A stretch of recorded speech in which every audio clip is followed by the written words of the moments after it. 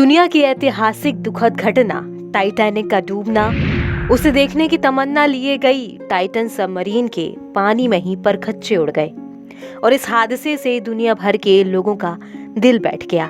सबसे ज्यादा दुख कहें या हैरानी इस बात की कि जिस शख्स ने डूबे हुए टाइटैनिक को आंखों से देखने का सपना सबसे पहले बुना था, वो आंखें ही इस हादसे में हमेशा के लिए बंद हो गईं।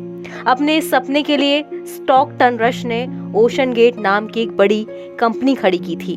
स्टॉकटन रश समेत 5 हस्तियों ने भी इसमें अपनी जान गंवा दी, जिसके बाद स्टॉकटन रश की कंपनी और टाइटन सबमरीन को ऑपरेट करने वाली कंपनी ओशन गेट ने कहा, हमने दुर्भाग्य से 5 यात्रियों को खो दिया, जिसमें कंपनी के फाउंडर और सीईओ स्टॉकटन रश भी शामिल थे।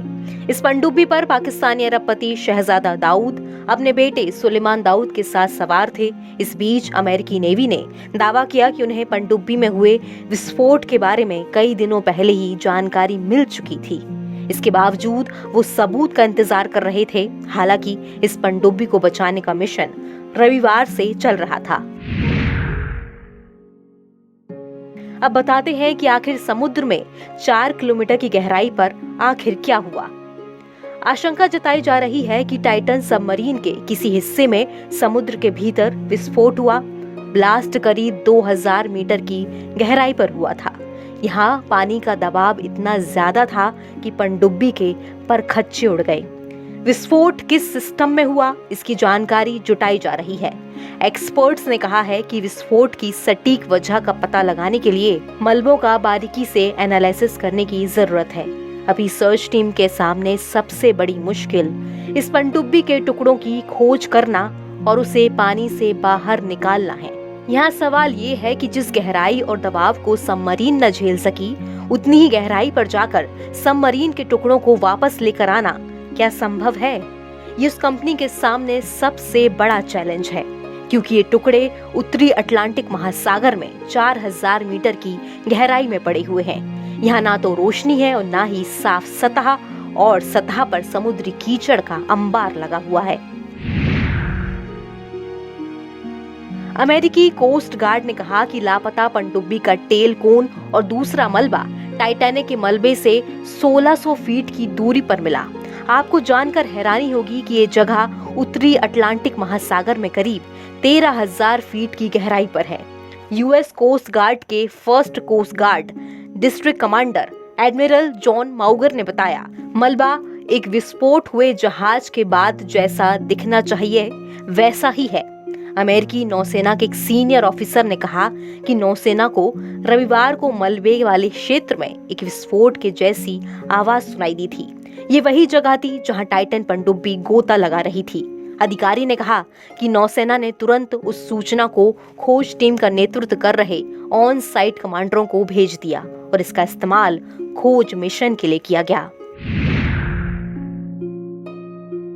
यूएस कोस्ट गार्ड के प्रेस कॉन्फ्रेंस से कुछ मिनट पहले गहरे समुद्र में पनडुब्बी चलाने वाली कंपनी ओशन गेट एक्सपीडिशन ने एक बयान जारी कर पनडुब्बी में सवार 5 लोगों के प्रति शोक व्यक्त किया।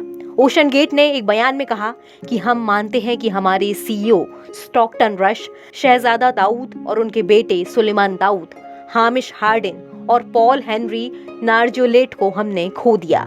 ये लोग सच्चे खोजकर्ता थे जिनमें साहस और दुनिया के महासागरों की खोज और सुरक्षा के लिए गहरा जुनून था।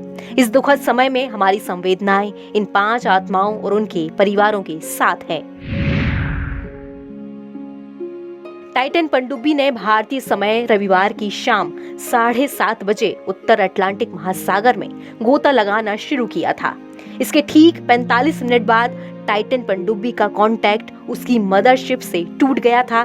तब से ही इस पनडुब्बी की खोज की जा रही थी। अमेरिका और कनाडा की नौसेनाएं और भी कई देशों के एक्सपर्ट्स इस पनडुब्बी की खोज में जुटे हुए थे। इस सबमरीन में 96 घंटे का ऑक्सीजन था। ऐसे में संभावना जताई जा रही थी कि शायद इस पनडुब्बी में मौजूद यात्री सही सलामत हों, लेकिन कई एक्सपर्ट्स ने पहले ही इनकी जिंदा बचने की उम्मीद को खारिज कर दिया था। कम से कम 2 ओशन गेट के पुराने कर्मचारियों ने सालों पहले ही टाइटन पनडुब्बी की सुरक्षा को लेकर चिंता जताई थी। टाइटन पनडुब्बी पर पाकिस्तानी अरबपति शहजादा दाऊद, अपने बेटे सुलेमान दाऊद, ब्रिटिश अरबपति Hamish Harding, French explorer Paul Henri Nargeolet और ओशन गेट के बॉस स्टॉकटन रश सवार थे।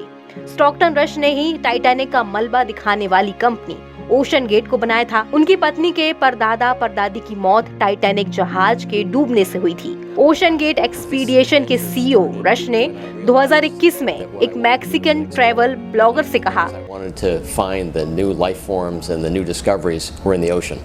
And that's what took me down the path of both exploring the ocean and then ultimately making a submarine, and then following that with making a company to let others come deep in the ocean and find new life forms and new places and ancient history and shipwrecks and all the great things that are. NBT online की report.